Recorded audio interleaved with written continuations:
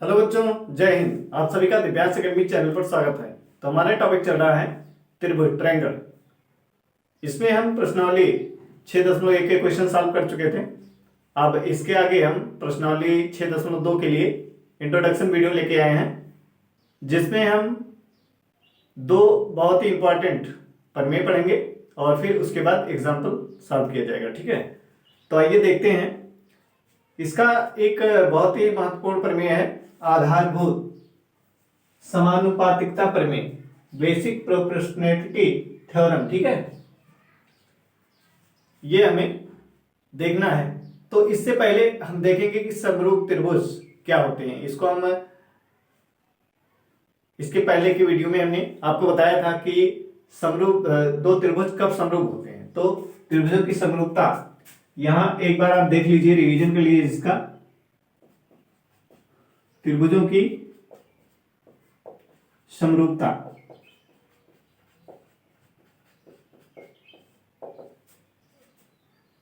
तो इसमें हमने बताया था कि दो त्रिभुज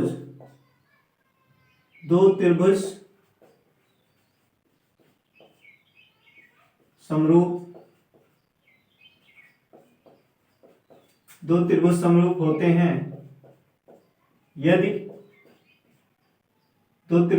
होते हैं यदि ठीक है। पहला कि दोनों त्रिभुजों के क्या हो, संगत कोण बराबर हो। क्या हो, संगत कोण। जैसे दो त्रिभुज हैं,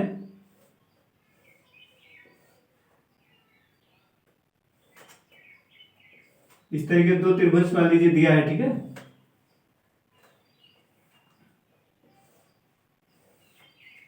तो मान लीजिए ए बी सी है और ये पी क्यू आर है।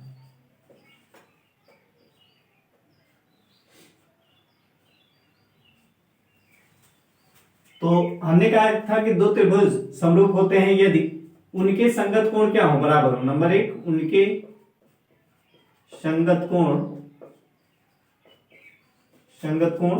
बराबर हो। संगत कोण क्या हो, बराबर हो। दूसरा हमने बताया था कि उनकी संगत भुजाओं का अनुपात क्या हो, बराबर हो या एक ही अनुपात में हो। ठीक है, समानुपाती हो या एक ही अनुपात में। लिख सकते हैं कि उनकी तथा उनकी संगत भुजाओं का अनुपात एक ही अनुपात में हो या क्या हो, समानुपाती हो। क्या हो, उनकी संगत भुजाएं, ऐसे भी लिख सकते हैं, उनकी संगत भुजाएं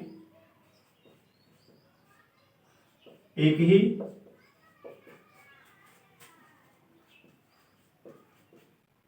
अनुपात में हो, या लिख सकते हैं क्या हो, समानुपाती हो। क्या हो, समानुपाती हो। ठीक है,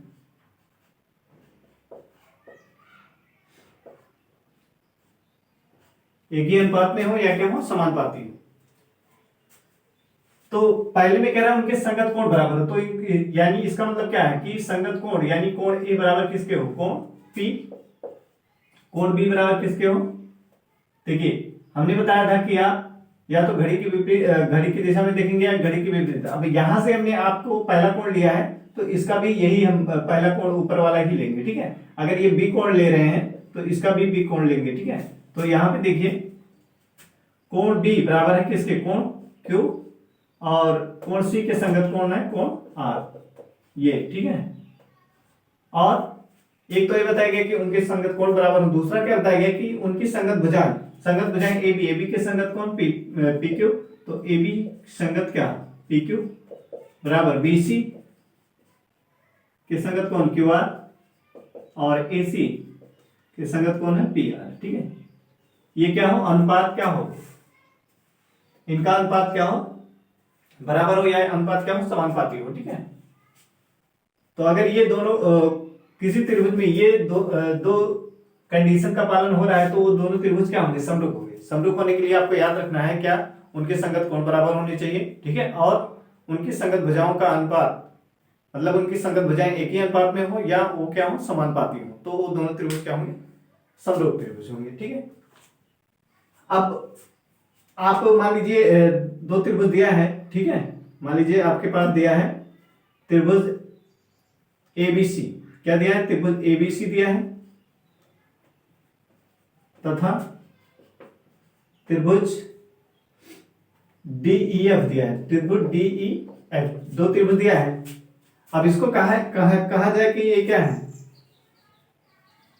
अगर इसको समरूप देखना है तो हमें क्या देखना पड़ेगा, यहां से अगर इसको समरूप देखना है कि समरूप है कि नहीं, मान लीजिए ये दिया है त्रिभुज ए बी समरूप त्रिभुज डी ई है, तो हम इसको क्या लिख सकते हैं, कोण, इसका मतलब क्या है, कोण बी बराबर है किसके, कोण डी के, ठीक है, ये कोण किसके बराबर, इस कोण के, कोण बी बराबर किसके है,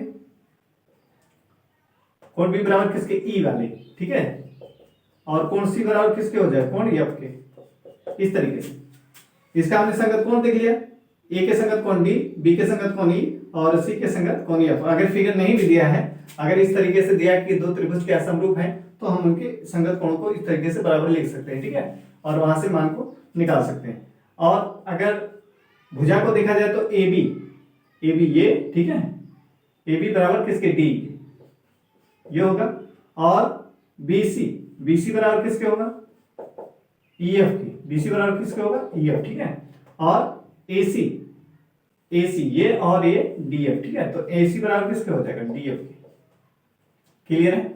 अगर दो त्रिभुज समरूप दिया है तो हमको हम उसे इस तरीके से लिख सकते हैं, उनके संगत, यहीं से ए के संगत डी, बी के संगत ई, एफ सी के संगत एफ, ठीक है, और भुजा को देखेंगे ए बी के संगत कौन, डी, और बीसी के संगत कौन, बीसी के संगत ईएफ, और एसी के संगत कौन, डीएफ, ठीक है, इस तरीके से आप उसको देख सकते हैं और क्वेश्चन को सॉल्व कर सकते हैं, ठीक है। फिगर नहीं भी दिया है, अगर इस तरीके से समरूप कह रहा है तो हम उसको ऐसे लिख सकते हैं, और वहां से जो भी क्वेश्चन दिया रहेगा कोण निकालने के लिए या कुछ भी, तो उसको हम क्या कर सकते हैं, ज्ञात कर सकते हैं, ठीक है। आइए अब इस प्रमेय को हम सिद्ध करते हैं।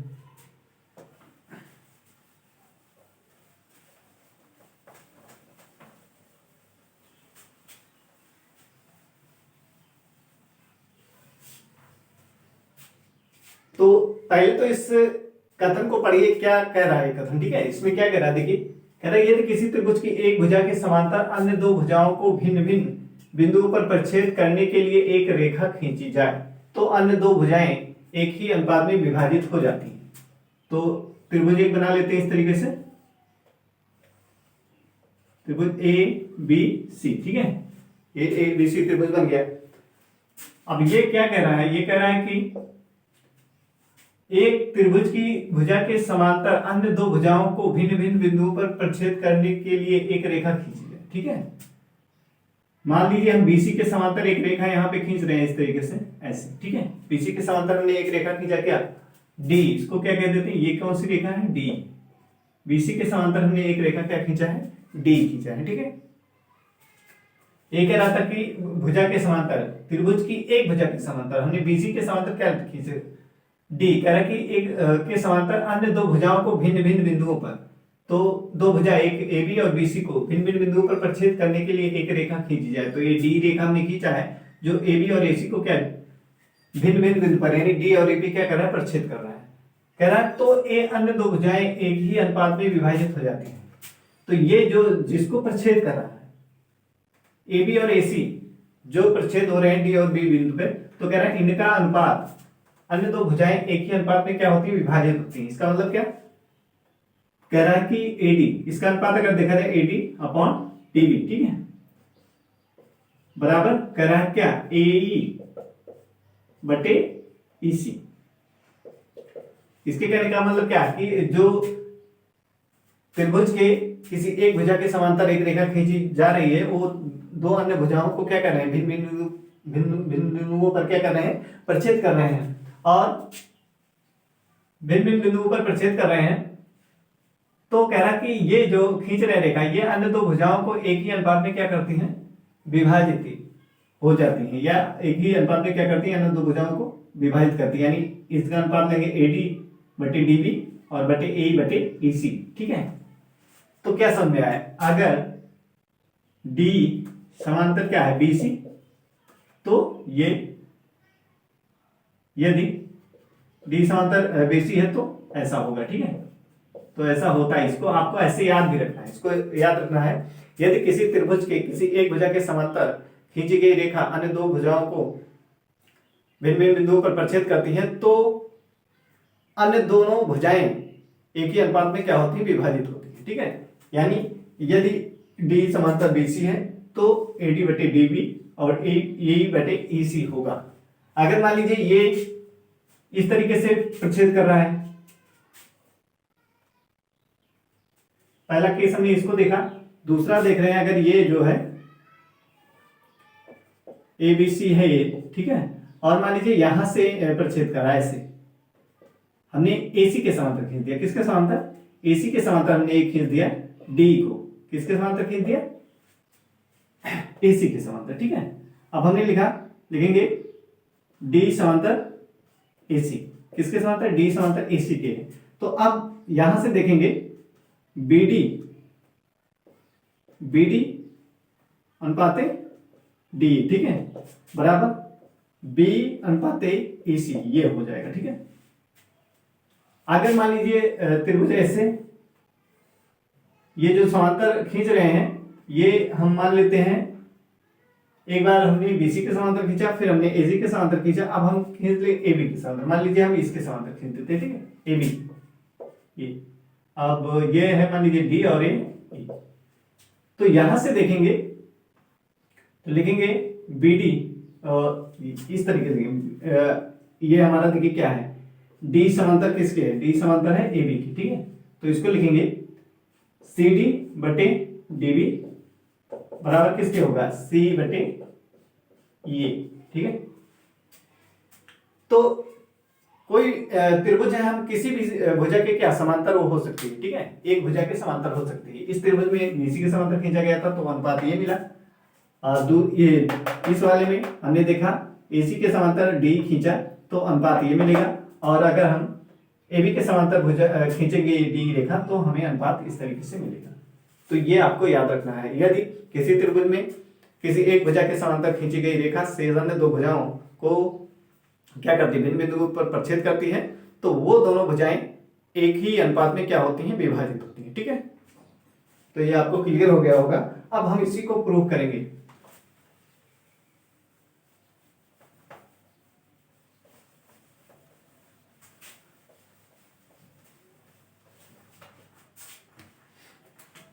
तो त्रिभुज बना लेते हैं।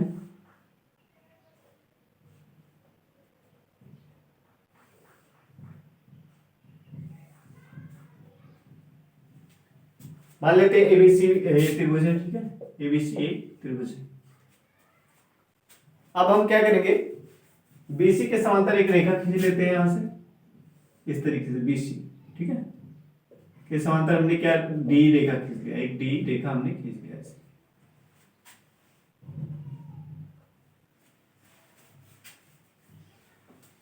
तो हम लिखेंगे अब यहां पे प्रूव करना हमें, तो क्या लिखेंगे,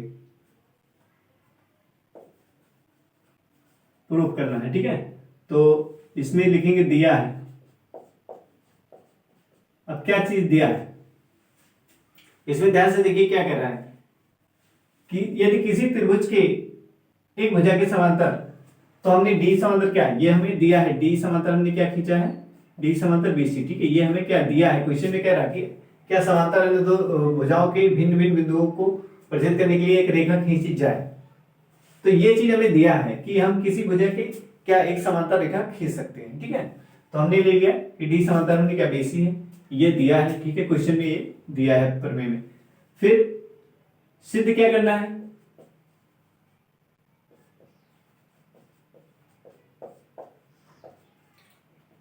सिद्ध करना है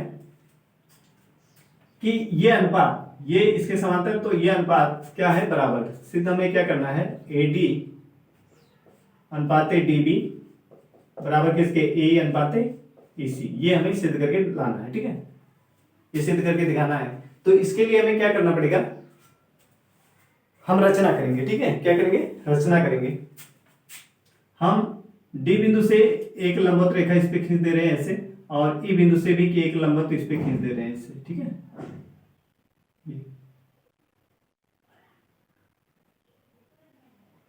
इस तरीके से हम क्या लंबवत रेखा खींच रहे हैं।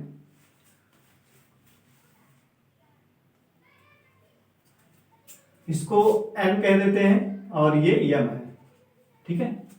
और सी और डी को मिला देते हैं, ये ठीक है, इसको हम मिला देते हैं ऐसे, और इसको भी मिला देते हैं, बी और ई को मिला देते हैं ऐसे, ठीक है। ये तो हमने ये रचना किया है, तो लिखेंगे, रचना में लिखेंगे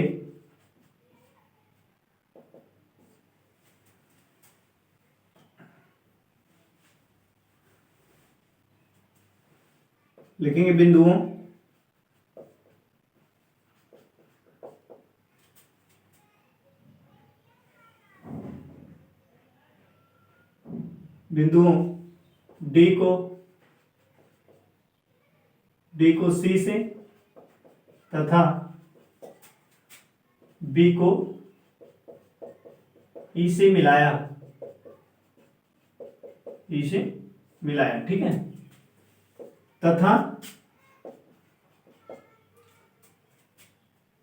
तथा ईएन लंब ए बी, ईएन लंब किस पे है, ए बी है, ठीक है।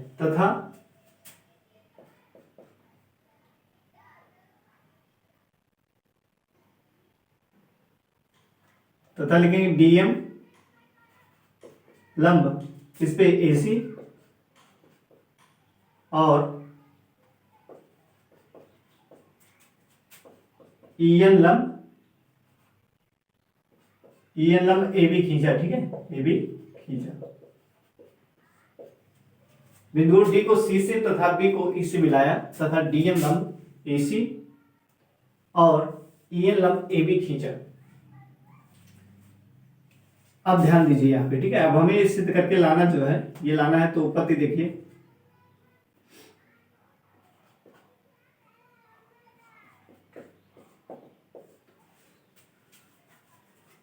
अब उत्पत्ति में देखिए, त्रिभुज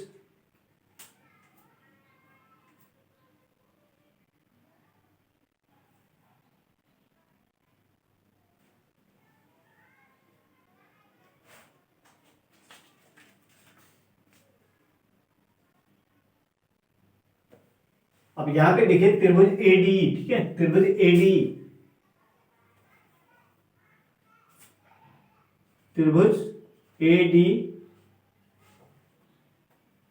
त्रिभुज एडी तथा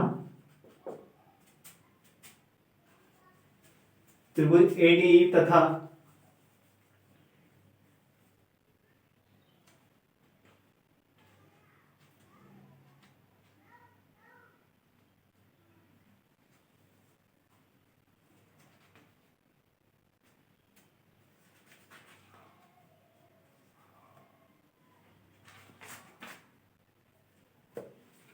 त्रिभुज एडी को ध्यान देना है आपको। त्रिभुज एडी और त्रिभुज एक जो है ये बना है बीडी और त्रिभुज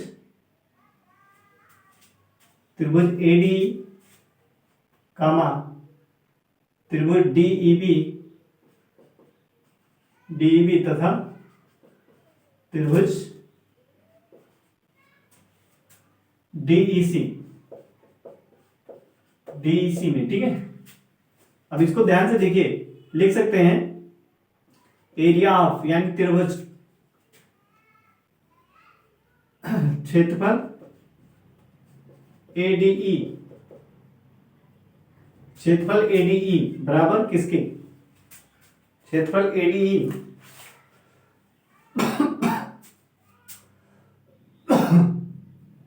एक त्रिभुज हो गया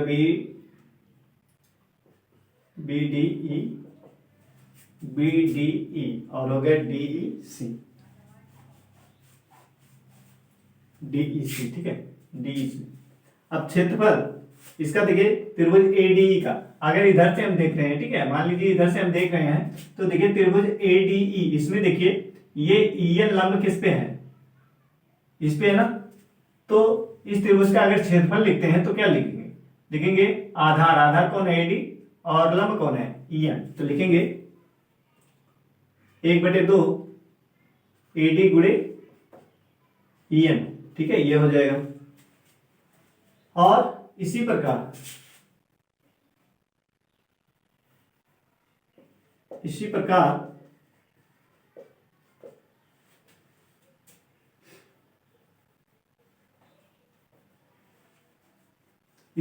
देखिए, अब इधर से अगर हम त्रिभुज को देखें, ठीक है, इधर से देख रहे हैं तो ये आधार हो गया, इधर से देख रहे हैं तो ये आधार है, ठीक है, त्रिभुज एडीई में ही लिखेंगे।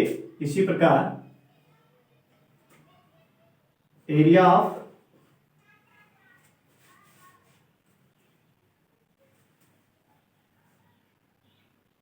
त्रिभुज एडीई और त्रिभुज बीडीई, एक बार हम देखिए इसको इस तरीके से लेते हैं। एक बार लेंगे त्रिभुज एडीई, ठीक है, ये जो बड़ा त्रिभुज है ये वाला, एक त्रिभुज एडीई और इसी का भाग क्या है, त्रिभुज बीडीई है। तो लिख लेंगे त्रिभुज एडीई तथा त्रिभुज बीडीई में। अब इन दोनों त्रिभुज में हम देख रहे हैं तो ये हमें मिला इसका क्षेत्रफल, ठीक है, और इसी प्रकार अब इस त्रिभुज की बात कीजिए, त्रिभुज बीडीई, इसमें देखिए आधार कौन है, ये आधार है ना, और इसी पे ये जो ईएन है क्या है, लंब है। इस त्रिभुज देखिए ये जो बीडी है आधार, त्रिभुज बीडीई के लिए ये क्या आधार है, तो इसी पे देखिए ये लंब ईएन है ना, ये जो ईएन लंब है वो उसकी उस त्रिभुज की क्या ऊंचाई है, ये जो त्रिभुज बीडीई इसकी ऊंचाई कौन है, ईएन है। तो लिखेंगे इसी प्रकार त्रिभुज क्षेत्रफल बीडी, त्रिभुज बीडीई बराबर किसके, 1/2, और आधार कौन होगा, बीडी, आधार कौन हो जाएगा, बीडी, और गुणे क्या लिखेंगे, ईएन, बीडी गुणे क्या हो जाएगा, ईएन, ठीक है, बीडी गुणे हो जाएगा ईएन, ये हो गया, ठीक। बीडी लिखिए या डीबी लिखिए, बात एक ही, ठीक है, डीबी गुणे ईएन। अब पुनः त्रिभुज एडीई, ये त्रिभुज ले रहे हैं, ठीक है, इस त्रिभुज को ले रहे हैं, और एडीई और फिर ये वाला त्रिभुज ले रहे हैं डीईसी, त्रिभुज एडीसी, एडीई तथा त्रिभुज डीईसी में, ठीक है, तथा त्रिभुज डीईसी में। यहां से देखिए क्षेत्रफल, अब देखिए इस त्रिभुज को इधर से देख रहे हैं तो ये क्या आधार था, ये ना, मतलब त्रिभुज, इस त्रिभुज को एडीई को इधर से देख रहे हैं, ठीक है, तो ये जो है ये आधार है और ये लंब है। तो लिखेंगे क्षेत्रफल त्रिभुज एडीई में बराबर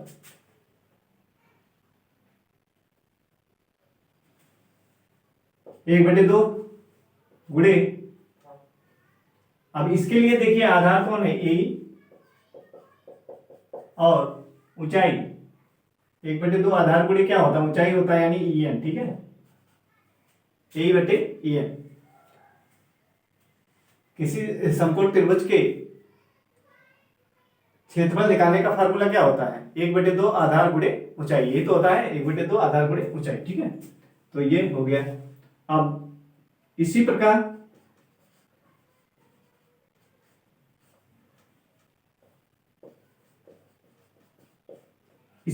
अब त्रिभुज कौन सा है, ये पूरा त्रिभुज देख रहे हैं, ठीक है, इस त्रिभुज में कौन सा लगा है, ये डीईसी, तो इसका क्षेत्रफल लिखेंगे क्षेत्रफल त्रिभुज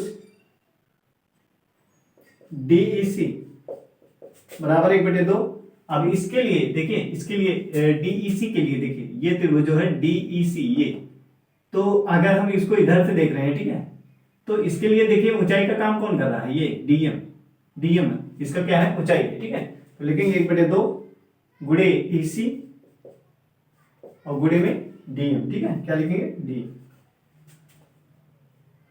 तो ये हो गया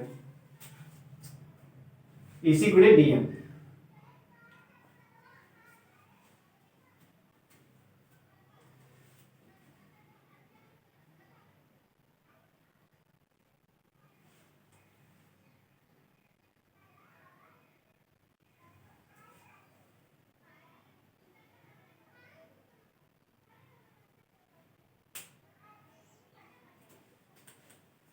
तो अब यहां से देखिए हम क्या लिख सकते हैं, ठीक है, इसको ध्यान से देखिए। अगर हम ले लें त्रिभुज, अब इन त्रिभुजों का अनुपात ले लेते हैं, ठीक है। अतः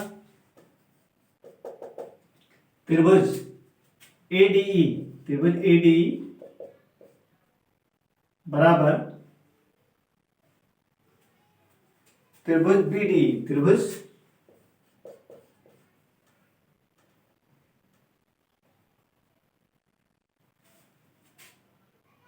यहां देखिए त्रिभुज भी बना दिए साइन, ठीक है, त्रिभुज, त्रिभुज, और यहां पर भी त्रिभुज, ऐसे यहां पर भी लिखेंगे त्रिभुज, और ठीक है, ये हो गया। अब लिखेंगे यहां पे त्रिभुज एडीई बटे में त्रिभुज डीईसी। कौन सा त्रिभुज? त्रिभुज बीडी, ठीक है। एक बार हमने क्या लिया था, इस त्रिभुज के लिया था त्रिभुज एडीई और त्रिभुज बीडीई, तो इसी का अनुपात लेंगे, इस त्रिभुज का और इस त्रिभुज का अनुपात, ठीक है, बराबर कितना हो जाएगा, कितना, 1/2 एडी गुणे ईएन और 1/2 इसका है डीबी गुणे ईएन, ठीक है। अब यहां पे देखिए ये कैंसिल हो जाएगा, 1/2 कैंसिल होगा और ईएन ईएन से कैंसिल हो जाएगा, तो आएगा क्या, आ जाएगा यहां त्रिभुज एडीई, त्रिभुज एडीई बटे क्षेत्रफल त्रिभुज बीडीई बराबर हो जाएगा ये एडी गुणे डीबी, ये हो गया नंबर 1, ठीक है। तथा इसी प्रकार अब इन दोनों त्रिभुजों का ले लीजिए, ये दो, ये जो और इसका, ठीक है। इसी प्रकार इन दोनों त्रिभुजों का ले लेंगे, लिखेंगे क्षेत्रफल त्रिभुज एडी बटे क्षेत्रफल त्रिभुज डीईसी, त्रिभुज डीईसी बराबर किसके, अब इसको भी जब अनुपात लेंगे इन दोनों का तो 1/2 कटेगा, और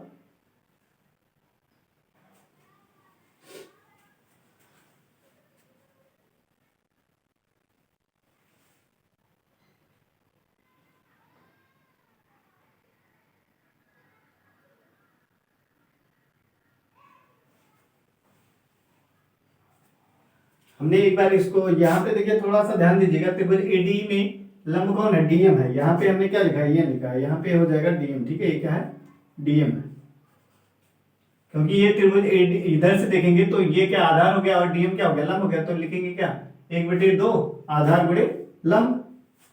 तो यहाँ पे जब इसका अनुपात लेंगे तो इसमें देखिए 1/2 कटेगा और डीएम डीएम कट जाएगा, क्या आएगा, ई बटे ईसी, क्या आएगा, ए बटे ईसी आ जाएगा, ये हो गया नंबर 2, ए बटे क्या आ गया, ईसी, क्लियर है, ए बटे क्या आ जाएगा, ईसी, ठीक है। तो हमें यहां से आपको ध्यान देना है कि एडी त्रिभुज हमने लिया, फिर इसके नीचे जो डी बीडी बना है, एक बार इन दोनों त्रिभुजों को लिया, फिर दोबारा हमने पुनः क्या लिया, इस त्रिभुज को लिया और ये छोटे वाले डी इसी त्रिभुज को लिया, हमने उसका क्षेत्रफल लिखा, ठीक है। अगर इस त्रिभुज को ले रहे हैं, एडी इधर से देख रहे हैं तो ये लंब ये हो जाएगा और ये आधार हो जाएगा, इधर इस एडी को इधर से देख रहे हैं तो ये लंब आधार हो जाएगा और डीएम लंब हो जाएगा, तो इसके आधार पे हमने इसका क्षेत्रफल लिखा। और फिर जब बीडीई लेंगे, इसको लेंगे तो इसकी ऊंचाई देखिए यहाँ पे ईएन, ये वाली इसकी क्या ऊंचाई का काम करेगा, ठीक है। तो 1/2 आधार गुणे लंब, इससे इसका क्षेत्रफल लिख देंगे बीडी का, और जब डीईसी का लेंगे तो इसके लिए ऊंचाई का काम कौन करेगा, ये ईएन, ठीक है। तो इसके आधार पे हमने इसका क्षेत्रफल लिखा, फिर दोनों क्षेत्रफलों का अनुपात दिया, इस वाले का और इस वाले का, तो ये आ गया नंबर 1 और 2, ठीक है। अब यहां पे देखिए,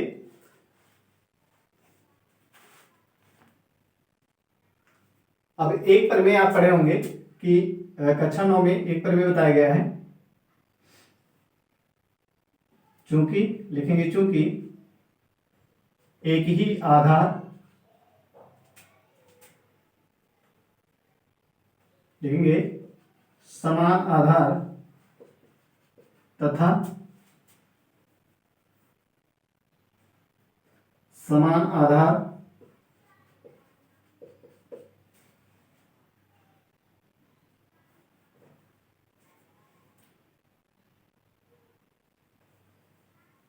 एक ही आधार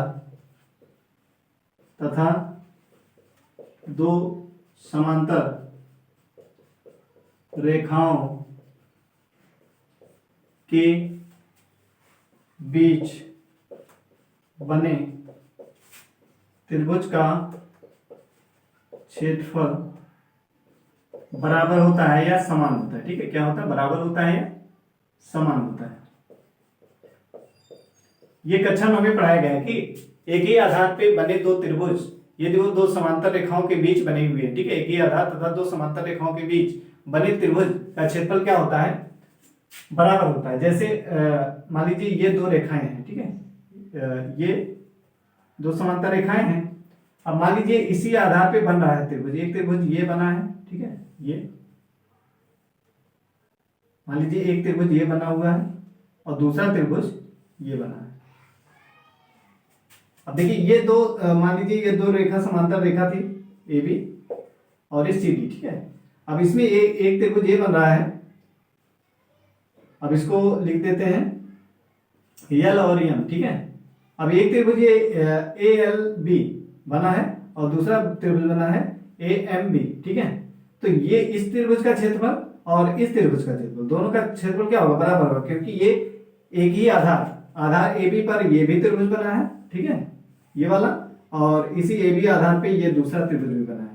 तो एक ही आधार पे और समांतर रेखाओं के बीच बने त्रिभुज हैं, तो उनका क्षेत्रफल क्या होता है, बराबर होता है। ये कक्षा 9 में आपको बताया गया था एक प्रमेय, ठीक है। तो उसी प्रमेय से हम इन दोनों क्षेत्रफलों को क्या कर देंगे, बराबर कर देंगे। कौन से, ये देखिए डी समांतर किसके, बीसी है, और इसमें बना है त्रिभुज एक बी डी सी और त्रिभुज डीईसी, ये दो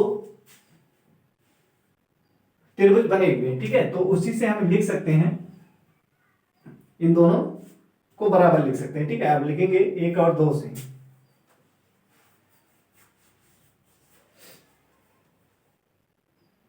इसलिए त्रिभुज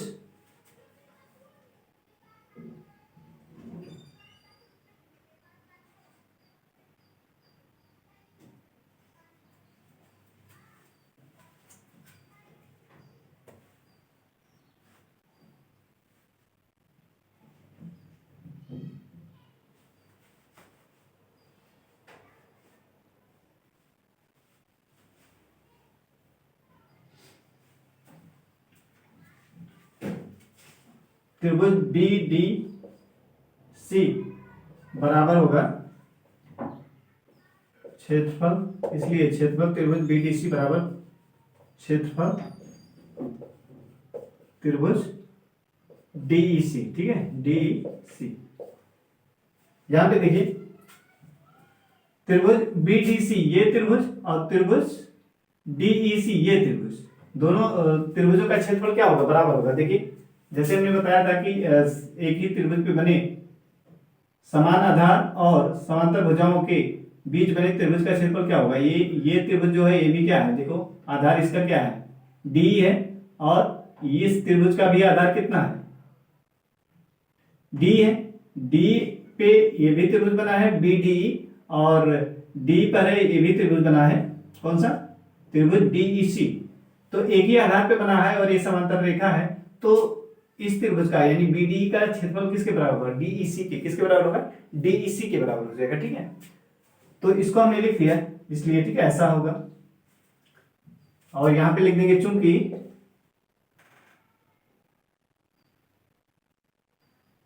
चूंकि समान आधार कौन है, डी, तथा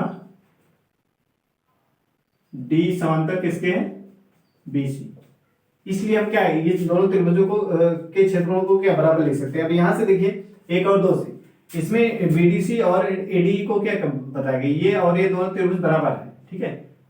क्षेत्रफल जो है बीडी का और डीईसी का क्या है, बराबर है। और यहाँ पे देखिए ऊपर एडी लिखा है, यहाँ पर भी एडी लिखा है, तो इसका मतलब क्या होगा कि 1 और 2 से हम इसको क्या कर सकते हैं, बराबर लिख सकते हैं। क्या लिख सकते हैं, बराबर। तो लिखेंगे अतः एरिया ऑफ त्रिभुज ADE बराबर एरिया ऑफ त्रिभुज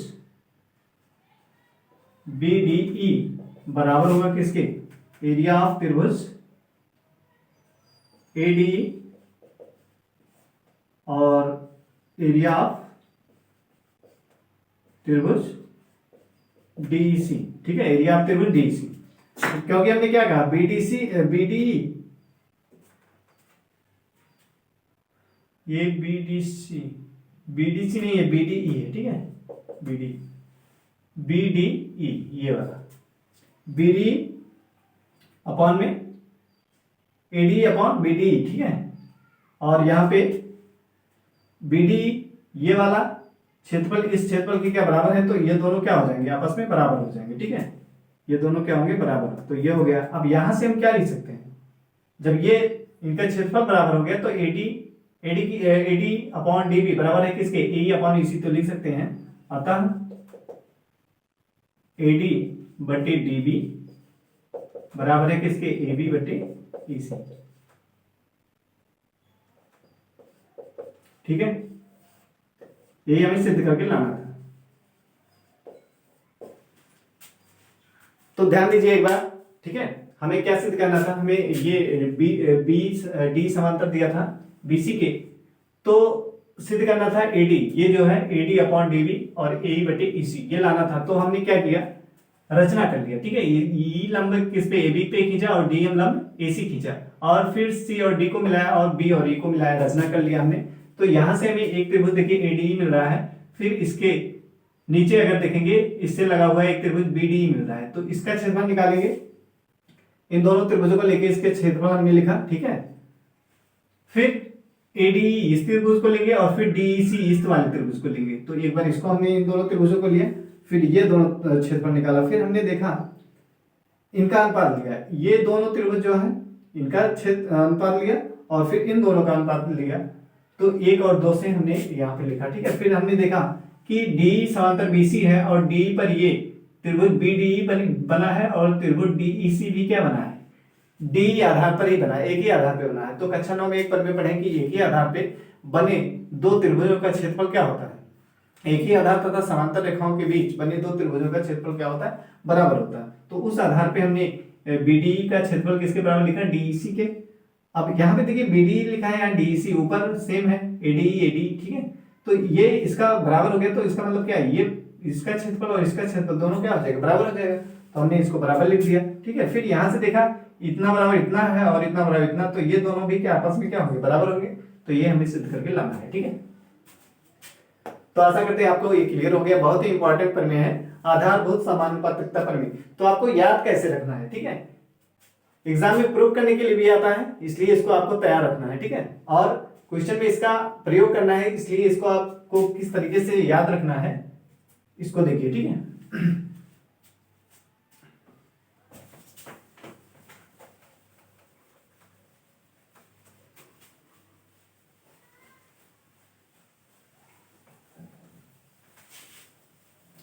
तो अब आपको याद रखना, देखिए इस तरीके से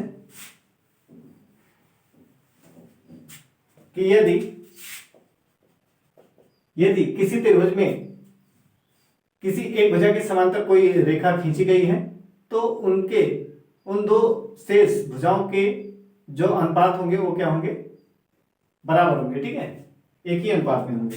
तो यहां से देखिए यदि D समांतर BC होगा, यदि D समांतर BC है, तो ये यदि D समांतर EC है, तब AD अपॉन DB बटे A बटे EC। ठीक है, ये आपको याद रखना है इस तरीके से।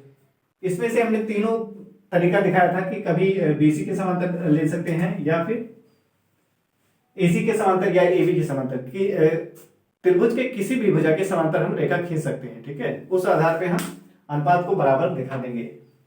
शेष दो भुजाएं जहां पर भी काटेंगी उनका अनुपात हम बराबर लिख सकते हैं इस प्रमेय के अनुसार। ठीक है, तो आपको इसको याद रखना है क्योंकि इसका यूज है क्वेश्चन को सॉल्व करने में। तो आशा करते हैं आपको समझ आया होगा। आज के लिए इतना ही, जय हिंद।